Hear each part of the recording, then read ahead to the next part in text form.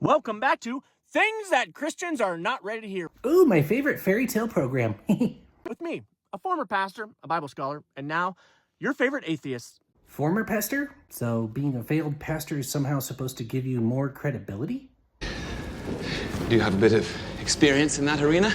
If you consider failure experience. Today's truth bomb is simple. Jesus didn't have to die on the cross. Says the person who's not God. I'd say God would know better than you.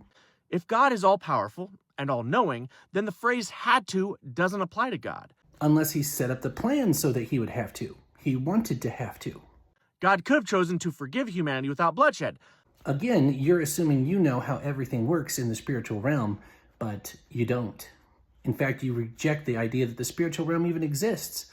It's funny how these atheists reject Christ, but in doing so still identify by him for the rest of their life. But he chose not to. Instead, the story says that Jesus chose to die. If you have a bus headed towards you, I could choose to save you or not. That doesn't change the fact that the bus is still headed towards you. And somehow that's supposed to make you feel guilty enough to believe. Grateful. The word's grateful. Yeah. When someone saves your life, you're usually grateful. Maybe that was your problem to begin with.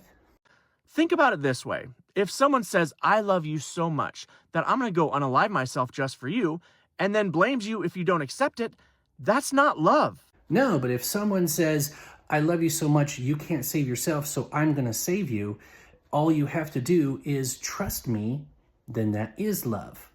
If someone comes to save you while you're drowning in a pool and you don't trust them, you could end up pulling them down. You have to trust the person saving you, and that's all he's asking. That's not a hard ask. That's emotional manipulation. And what you're doing isn't?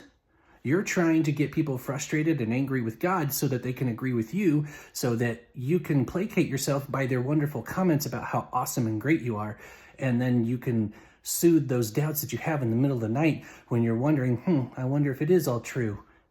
It is. If God truly needed a human sacrifice to forgive people, then he's not all-powerful. According to your definition of all-powerful, but you're not the one who defines what power is. The source of all power in the universe is the one who defines it. So it doesn't really matter what your definition of all-powerful is. What matters is his. And that's not mercy. It's just divine theater. Again, bus analogy. Still mercy. You still haven't made your case, you just don't like it. So no, Jesus didn't have to die on the cross or make it into some theatrical event. Die on the cross? Yes. Theatrical event? That's what you're doing. He chose to, in a story designed to guilt you into devotion. This guy really doesn't understand the difference between guilt and gratitude, does he?